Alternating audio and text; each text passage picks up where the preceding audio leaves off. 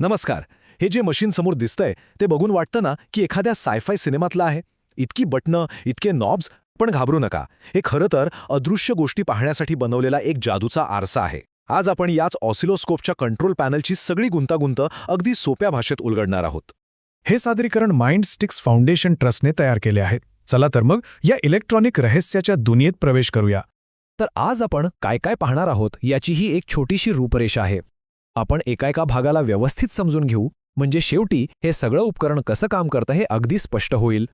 सुरुवात करूया आपल्या पहिल्या आणि सगळ्यात महत्त्वाच्या प्रश्नापासून. हे मशीन नक्की करतं तरी काय? तर बघा, ऑसिलोस्कोप हे एक असं साधन आहे जे विजेच्या सिग्नल्सना आपल्या डोळ्यांना दिसेल असं बनवतं. म्हणजे विचार करा, मोबाईलचा वायफाय सिग्नल किंवा अगदी आपल्या हृदयाच्या ठोक्यांचा ECG, या सगळ्या अदृश्य लहरींना हे मशीन एका चित्रात, एका वेव्हमध्ये दाखवतं. थोडक्यात सांगायचं तर जे डोळ्यांना दिसत नाही ते हे आपल्याला पाहू देतं. बरं, आता वळूया या उपकरणाच्या सर्वात महत्त्वाच्या भागाकडे, आणि तो म्हणजे स्क्रीन. या स्क्रीनवर ते सगळे अदृश्य सिग्नल्स आपल्याला दिसायला लागतात.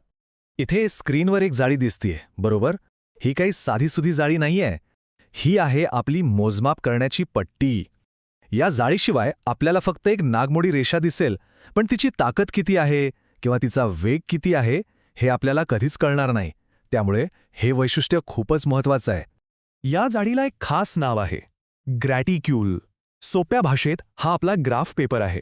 यातल्या उभ्या रेषा व्होल्टेज मोजतात आणि आडव्या रेषा वेळ मोजतात. अगदी सोपं आहे.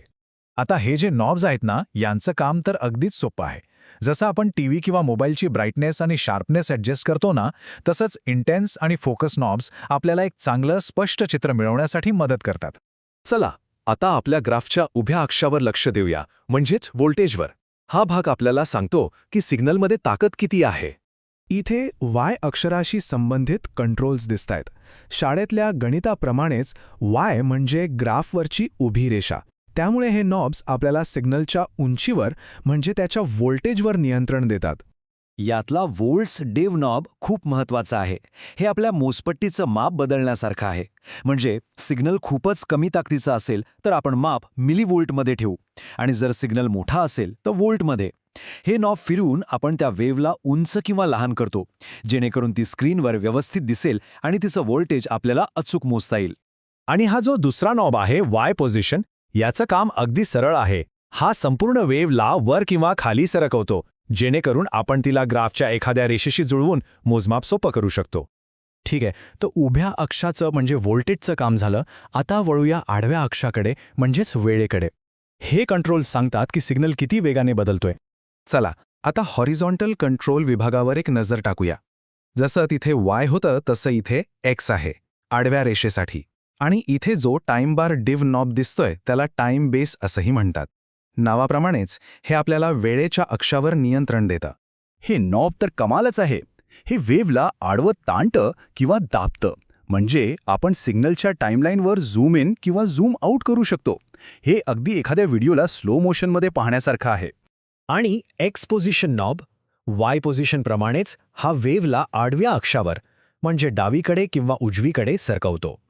जर आपल्याला सिग्नलच्या कोणत्या तरी विशिष्ट भागावर लक्ष केंद्रित करायचं असेल तर हे खूपच उपयोगी ठरतं.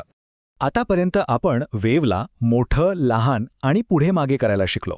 पण स्क्रीनवर एक स्थिर, न थरथरणारी वेव्ह मिळवण्यामागचं खरं रहस्य आहे ट्रिगरिंग. चला पाहूया हे काय आहे. ट्रिगर म्हणजे काय, तर ऑसिलोस्कोपला दिलेली एक सूचना की वेव्हफॉर्म काढायला नक्की कुठून सुरुवात करायची.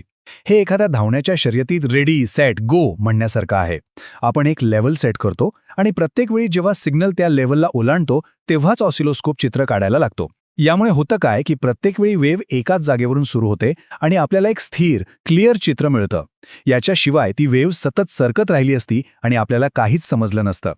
आणि शेवटी हे आहेत इनपुट सॉकेट्स. इथेच आपण प्रोब्स जोडतो. प्रोब्स म्हणजे अशा खास तारा ज्यांच्या मदतीने आपण कुठल्याही इलेक्ट्रॉनिक सर्किटमधला सिग्नल पकडून या मशीनपर्यंत पोहोचवतो. चला, तर मग आत्तापर्यंत आपण जे काही पाहिलं ते सगळं एकत्र जोडून पाहूया की नक्की एक सिग्नल बघण्याची प्रक्रिया असते तरी कशी. हे सगळं खरं तर फक्त या 3 सोप्या स्टेप्समध्ये होतं. पहिलं, प्रोब लावून सिग्नल कनेक्ट करा. दुसरं, व्होल्ट्स बाय डिव्ह आणि टाइम बाय डिव्ह नॉब्स फिरवून वेव्हला स्क्रीनवर व्यवस्थित बसवा. आणि तिसरं, ट्रिगरच्या मदतीने त्याला स्थिर करा. बस. तर थोडक्यात एका अदृश्य विजेच्या लहरीला एका स्पष्ट, मोजता येण्याजोग्या चित्रामध्ये बदलणं हेच ऑसिलोस्कोपचं मुख्य काम आहे. इलेक्ट्रॉनिक्सच्या अदृश्य जगाला आपल्या समोर आणणं. किती भारी आहे ना हे?